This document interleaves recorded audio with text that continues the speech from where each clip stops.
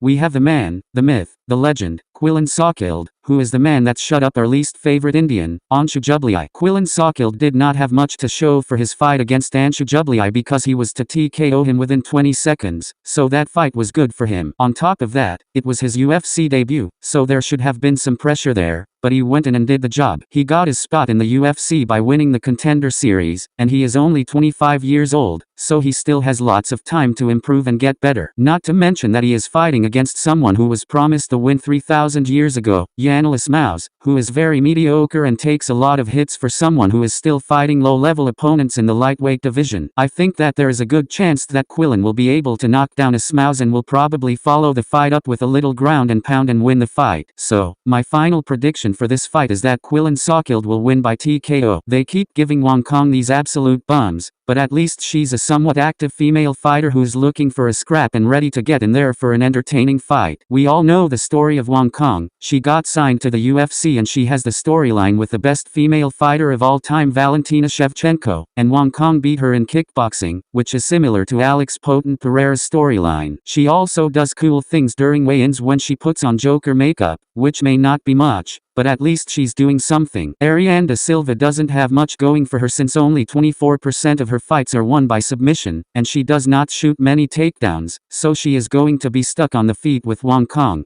who is a very experienced kickboxer that doesn't have fear of moving forward. So I think that Wong Kong is going to back Ariane da Silva into the back of the cage and start teeing off on her. Wong Kong does have a tendency to lower her hands from there, which is why she was headkicked and eventually lost in her second UFC fight. But I doubt she would make the same mistake twice, so I'm going to pick Wong Kong to win by TKO. I want to start this video by acknowledging a fan who commented on my last video about Waldo Cortez Acosta when he fought Ryan Fan. He told me he trained with Acosta at his gym and he let me know that Waldo is a natural boxer who started that martial art, so I would like to thank you for educating me. Waldo Cortez Acosta also developed a very decent ground game when he was able to wrestle against Rebelis Despain to a decision while not letting Despain up at all. But I think going to the ground against someone like Sergey Spivak is very different, and somehow Sergey Spivak is still only 30 years old when it feels like he has been around for 10 years at this point. One thing to note is that you can't lack concentration when you are on the guard of Sergey Spivak, because even an experienced grappler like Marcin Tybura got caught in an armbar while Spivak was on his back, so he can latch onto those things quickly. I'm hoping for Waldo Cortez Acosta to win this fight, but my official prediction is going to be Sergey Spivak to win by decision. We finally have Azamat Murzakanov coming back against Brenson Ribeiro. This fight was supposed to be against Johnny Walker, I think, but I think Johnny Walker got injured, as usual, because he is one of the most goofy fighters in the UFC. I also don't know how Azamat Murzakanov is coming back so soon because I swear he got popped for PEDS too, so I don't know how he has come back after only 6 months off or something like that. It's because UFC wanted McGregor back and they got rid of USADA to do so. These new guys that run the drug tests must be handing out slaps on the wrist for breaking the rules. PEDS aside, Azamat Murzakanov is a very fast and good striker who can dart in and out of range very quickly, and this has been shown in his last couple of fights. But he has been somewhat inactive and is already 36 years old, so I don't know how much farther he can get in the division. He is also 5'10", so he needs the speed, but I don't know how much further he can go in the division as his speed will go down with age. But Brenson Ribeiro is not exactly a great fighter. This fight is reflected in the odds with Azamat being a -500 favorite, so I think that Azamat is going to win this fight by TKO. Man, I feel like Joshua Van is getting hand-fed the best matchups possible as he continues to climb the rankings. He is currently lined up to fight against Bruno Silva, who looked shocking in his last fight against Manel Kape and got emoted on, and that is what brought Manel Kape back into title contention. I swear nobody has ever seen Bruno Silva fight aside from the Manel Kape fight. Manel Kape emoted right in front of him, and still Silva could not do anything about it, and Kape eventually finished him in the third round. Silva has a 14-6-2 record, which doesn't look good, especially when you absorb more significant strikes than you land, so you are a punching bag for most of the ranked fighters in the division. I still think that Bruno Silva is at least an exciting fighter, so we will see this fight be fireworks because all flyweights are still very technical and very fast twitch. My final prediction for this fight is going to be Joshua Van to win by decision simply because he doesn't have much power in his hands, even though he is a pretty good boxer and striker, so Joshua Van will get another easy win. Kevin Holland is returning after only 7 weeks. He last fought against Gunnar Nelson on the Leon Edwards vs. Sean Brady card. He fought the inactive king, Gunnar Nelson, as his return bout to welterweight after not having too much success at middleweight, where he went 1-2 in his recent middleweight stint. Vicente Luque is not exactly in the best position either because even though he is coming off a win, it's against Themba Garimbo, who is mostly a physical fighter who doesn't have the technique of somebody like Kevin Holland. Vicente Luque has not been the same since he got that brain injury a couple of years ago against Jeff Neal, who hits like a truck. I feel like whenever Luque now faces any real damage, he will crumble and be a little scared because of the damage, as we saw when he kinda quit when he was on his back in full guard against Joaquin Buckley. This fight favors Kevin Holland because he has some sneaky power in his hands and he is also very lengthy, so I think he might catch Vicente by surprise and stun him. We can't forget that Kevin Holland is also a BJJ black belt, so he will be able to handle Vicente Luque. Vicente only really has a DRS, but I don't see it happening. My final verdict for this fight is going to be Kevin Holland to win by second round TKO after a little taunting. We have most people's least favorite fighter returning to the octagon this weekend, and you know who I'm talking about. I'm talking about Mario Bautista, who is coming off of a career win versus Jose Aldo, where he put his game plan to work and won the fight via decision. That same game plan will not work against Patchy Mix, though, because he is an excellent submission artist and grappler, so if you show your neck for even 1 second, he will snatch it up. I'm going out to be different, but most of you guys are casual. Patchy Mix is not very good, and he got dominated by Magomed Magomedov in his last fight, where he lost 4 of the 5 rounds but somehow won a split decision, which I still don't understand to this day. People are thinking that Patchy Mix is going to come over here and dominate, but I don't see the same thing as everyone else. He is submitting UFC rejects and cans, which is not impressive. I'm going to go with Patchy Mix to win this fight by decision, but I don't think that he is going to go very far in the division because he has shitty striking and is not as good as some people say he is. In the featured fight for UFC 316, we have everybody's favorite salty taco hater, Mexico hater, Joe Pyfer, and he's taking on a former Mexican himself, Kelvin Gastelum. I'll be honest, I don't think this fight is close because Joe Pyfer has some of the most crack power I've ever seen in his hands. He was actually on the Joe Rogan podcast one time. I think the only reason why he was on there is because he broke the Francis Ngannou punch record, which is kind of crazy to think about because Francis was a big 265. Meanwhile, Joe Pyfer is like a middleweight. He's like, I think 185 pounds. His punching power is crazy, but I don't know why he wasn't able to knock out Jack Hermanson. But I still think that he's gonna win this fight. He is better than Kelvin Gastelum. Kelvin Gastelum is a little bit too tubby to be a middleweight, and that's where his best work has been done. He went far to a decision with Adesanya. He's fought a couple of good guys there, but he's too short, he's too fat, and the only thing going for him is his durability because he's very tubby. So I think my final prediction for this fight is going to be Joe Pyfer by knockout or TKO. The CO main event is here for UFC 316 and it is a women's title fight in the bantamweight division. We got Juliana Pena, who's 11-5, taking on Kayla Harrison, who's 18-1. And honestly, I think that Kayla Harrison is kind of overrated. I know she's big, but her striking is very poor. The only thing she has on the feet is that decent inside leg kick. Other than that, she doesn't show that much. Pena is very much the same. She's mostly just a durability fighter who keeps pressuring. And I also believe she did beat Raquel Pennington by decision at UFC 307. I'm one of the few that did see her win. I forgot which rounds she won, but I did see her win 2 rounds to 3. I mean, she also beat Amanda Nunes, which is kind of crazy for the lack of technique that she had. She was still able to pull that off, but she has a tremendous heart for a fighter. And I saw somebody compare her to the female Dricus du Plessis, and I couldn't agree more with that. It's so true, very clunky, but it still works out. And honestly, I don't see Kayla Harrison ragdolling Juliana Pena the same way she did to Caitlin Vieira or Holly Holm. Juliana Pena is pretty good off her back as well, and she can grapple well, too. I mean, she has very good grappling. She was able to tap out Amanda Nunes as soon as she got the choke in. So my final prediction for this fight is Juliana Pena by decision. We got Merab Dvalishvili defending his belt against Sean O'Malley, and I don't know why this fight is happening, but Sean O'Malley always has a puncher's chance, and Suga also seems to be more locked in this time. He talked about not going on social media or gooning, which shows how committed he is to this camp and this fight. An interesting thing to note is that Merab has never been in a rematch, while O'Malley schooled Marlon Cheeto Vera in their rematch, so we got to see the adjustments from Suga's Sean. We saw Merab get exposed for being somewhat of a one-trick pony in his last fight with Umar, where he repeated the same sequence over and over again, which is the overhand takedown to keep his opponent guessing. Because if they try to beat Merab to the hips, then the overhand is open, but if they block the punch, Merab will have a free path to the hips. But I think it is now finally becoming more predictable, and Merab's physical conditioning is going to have to slow down sometime considering that he is already 34 years old.